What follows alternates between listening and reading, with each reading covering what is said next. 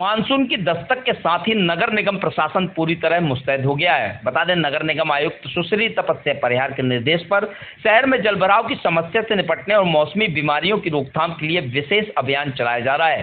भारी बारिश की आशंका को देखते हुए नगर निगम द्वारा शहर के उन स्थानों को चिन्हित किया गया है जहां हर वर्ष बारिश के दौरान पानी भरने की समस्या सामने आती है।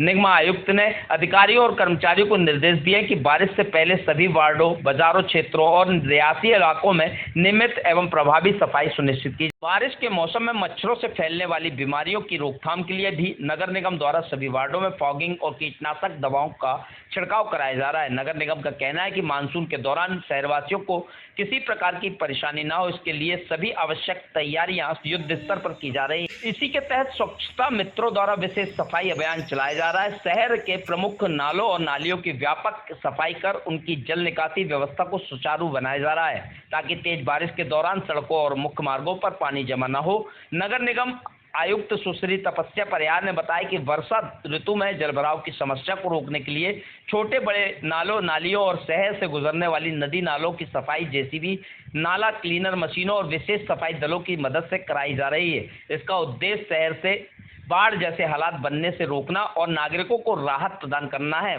क्योंकि जब बारिश होती है तो यहाँ पे जल भराव भी होता है, काफ़ी नदियाँ चढ़ जाती हैं। इसको लेकर क्या निर्देश जारी किए? जी, तो इसमें हमने पूरी कार्य योजना के साथ तैयारी शुरू करी थी। तो सबसे पहले हमने ऐसे स्थलों को चिन्हित किया था जहाँ पर पिछले वर्ष जलभराव या पिछले के कुछ वर्षों में जलभराव की स्थिति पैदा हुई हो, और उनको हमने व्यवस्थित सारा एक वो बनाकर समीक्षा कराई कि क्या क्या वहाँ पर आवश्यकता है कार्य होने की।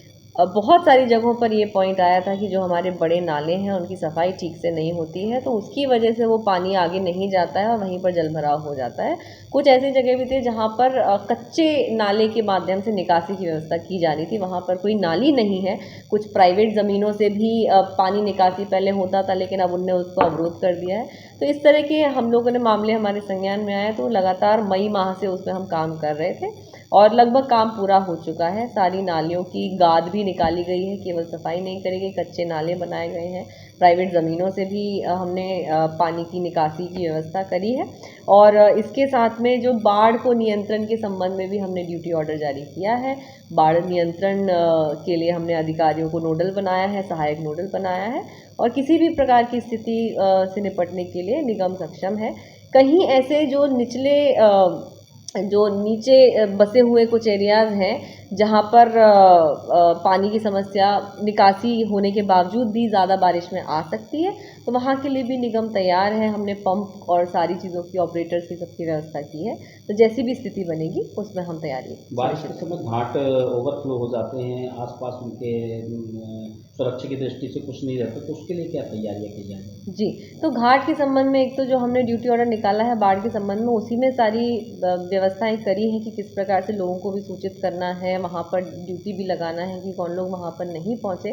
साथ ही इस बार जिस तरह से कटनी नदी की हमने सफाई कराई है और उसमें से जो भी जलकुंभी वगैरह को हमने निकलवाया है, तो जो हर बार क्या होता है कि बैक वाटर वहीं पर रह जाता है, पूरी तरह से फ्लो नहीं हो पाता, वो समस्या इस बार उतनी ज़्यादा नहीं आएगी, ऐसी हम संभावना लेकर चल रहे हैं।